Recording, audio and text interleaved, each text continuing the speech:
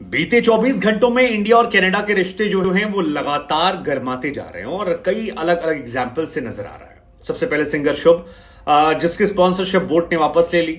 Book by show ने उसके show को कैंसिल कर दिया। इंडियन ऐप मोजू ने कहा कि हम उनके सारे गानों को हटा रहे हैं और लगातार वो कंट्रोवर्सी बढ़ती जा रही थी।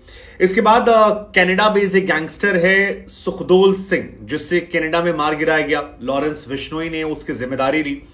इंडिया की तरफ से वीजा सर्विस जो थी वो कनाडा वालों को सस्पेंड कर दी गई। इंडिया ने अपना जो वहां पर एम्बेसडर था उसे बुला लिया। वहां कनाडा ने अपना एम्बेसडर को लेकर एक स्ट्रांग स्टेटमेंट दिया है।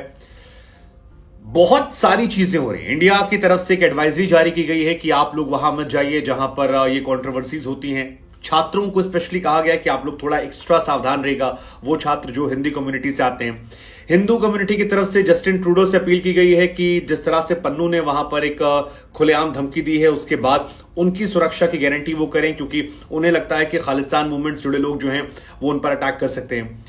लेकिन ये जो कॉन्फ्लिक्ट है ये सिर्फ वहां तक नहीं है, बल्कि इसका असर आपको इंडिया में भी देखने को मिलेगा। इंडिया में भी बड़ी संख्या में सिंगर्स हैं जो खालिस्तान मूवमेंट को सपोर्ट करते हैं, खासतौर पर पंजाब से आने वाले, और उनके फॉलोअर्स भी अच्छे खासे हैं। ऐसे में इंडिया में पंजाब के साथ और वहां इंडिया कनाडा ये काफी ज्यादा टेंस आने वाले कुछ हफ्तों में आपको देखने को मिलने वाला है एक बार फिर। और ये टेंशन बढ़ेगा इसलिए क्योंकि खालिस्तान टाइगर फोर्स यानी केटीएफ के आतंकी हरदीप निज्जर के कत्ल को लेकर इंडिया और कनाडा के बीच में काफी ज्यादा वर्बल कम्युनिकेशन हार्श हो रहा है। उधर एक और व्यक्ति जिसका नाम सुखदूल सिंह गिल उर्फ सुखा दुनके है, उसका भी कत्ल किया गया है। और पंजाब से साल 2017 में कहा जाता है कि जाली पासपोर्ट के जरिए यह व्यक्ति यहां से फरार हो गया था। कनाडा के विनिपेग में इसे गोलियां मारी गई हैं और 15 राउंड फायरिंग इस पर की गई है, जो काफी ज्यादा होती है। मौके पर उसकी मौत हो गई। ये भी 39 आतंकवादियों और गैंगस्टर्स की लिस्ट में शामिल था, जिस पर एनआईए ने एक जो लिस्ट जारी की थी। और ये दूसरी बड़ी वारदात है। वो भी तब वारदात है जब इंडिया और कनाडा एक दूसरे पर आरोप प्रत्यारोप लगा रहे हैं। कनाडा बार बार कह रहा है कि इंडियन एजेंसीज का हाथ है और इंडिया कह रहा है कि जो आरोप लगा रहे हैं उनके सबूत दें, बेबुनियाद बातें मत करें। लेकिन ये जो आतंकवादी है ये अर्शदीप सिंह डल्ला का राइट हैंड माना जाता है और अर्शदीप जो था वो हरदीप निज्जर का करीबी माना जा रहा था। इसका कत्ल जो किया गया है वो लॉरेंस बिश्नोई ग्रुप की तरफ से करवाया गया है। लॉरेंस ने इसकी जिम्मेदारी जो है ऑफिशियली सोशल मीडिया पर ली है। लॉरेंस की तरफ से जो लॉजिक दिया गया है वो ये कि उनके 3 खास लोग, जिसमें गुरलाल बराड़, संदीप नग्गल और विक्की मिड्ढूखेड़ा, ये 3 लोग, विक्की मिड्ढूखेड़ा वही जिनको लेकर सिद्धू मूसेवाला का भी मर्डर हुआ था, इन तीनों की हत्या में इस व्यक्ति का इनडायरेक्टली हाथ था और इसी वजह से उसने सुखा की हत्या। और इसको लेकर लॉरेंस बिश्नोई की तरफ से एक बाकायदा फेसबुक पोस्ट भी डाला गया है, जिसमें उसने जिम्मेदारी लेते हुए वजह और रीजन सब कुछ लिखा है। तो वो पोस्ट है कि हाँ जी, सत श्री अकाल, राम राम सारियानु। ये सुखा, जिसकी डेथ हुई है, जो बम्बिहा ग्रुप का इंचार्ज बना फिरता था, उसका मर्डर हुआ है और कनाडा के वेपनिक सिटी में मर्डर हुआ है। इसकी जिम्मेदारी लॉरेंस बिश्नोई ग्रुप लेता है। इस हेरोइन एडिक्टेड नशेड़ी ने न सिर्फ अपने नशे के पूरा करने के लिए बहुत सारे घरों को जड़ा था, बल्कि हमारे भाई गुरलाल बराड़, जिसका आपने आपको पहले बताया, जिक्र किया, संदीप और विक्की मिड्ढूखेड़ा की हत्या भी इसने वहीं बैठकर अप्रत्यक्ष तौर पर करवाई थी और अब इसके पापों की सजा इससे हमने दे दी है। साथ ही लॉरेंस की तरफ से एक और इंपॉर्टेंट मैसेज है जो ज्यादा और आगे तनाव बढ़ा सकता है। उसने कहा कि ये जो दुखिया तकियां भी रह गई हैं, जो जहां मर्जी भाग लो, जिस देश में जाओ छिप लो, ये ना सोचो कि हमसे दुश्मनी लेके बच जाओगे। टाइम जरूर थोड़ा कम ज्यादा लग सकता है, लेकिन एक एक को उसके गुनाहों की सजा जो है वो हम देंगे और जल्द देंगे। तो ये लॉरेंस की तरफ से मैसेज क्लियर कर दिया गया है।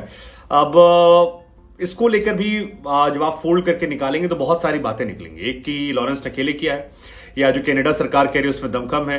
इंडियन गवर्नमेंट का कहना है कि हमने कई बार पहले कनाडा गवर्नमेंट को कहा था कि आप थोड़ी सावधानी बरतिए। हमने कई बार उन्हें जानकारियां दी थी।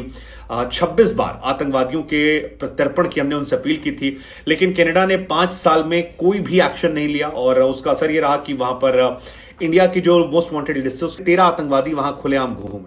उधर शुभनीत शुभ जो है उनका शो इंडिया में कैंसिल हो गया है। सारे शोज कैंसिल कर दिए गए। 8-10 शहरों में शो थे और ज्यादातर लोगों ने अपने अपने रीजन दिए हैं। जिससे बोट ने स्पॉन्सरशिप वापस ली तो उनका तर्क था कि हम म्यूजिक को सपोर्ट करते हैं लेकिन हम देश के खिलाफ नहीं जाएंगे। मोच की तरफ से भी यही लॉजिक दिया गया कि भैया हम ऐसे सिंगर का नहीं प्ले करेंगे जो इंडिया को तोड़ने की बात करता है। और बुक माई शो की तरफ से भी कहा गया है कि हम आपकी जो पैसे हैं वो पूरे पैसे वापस कर देंगे।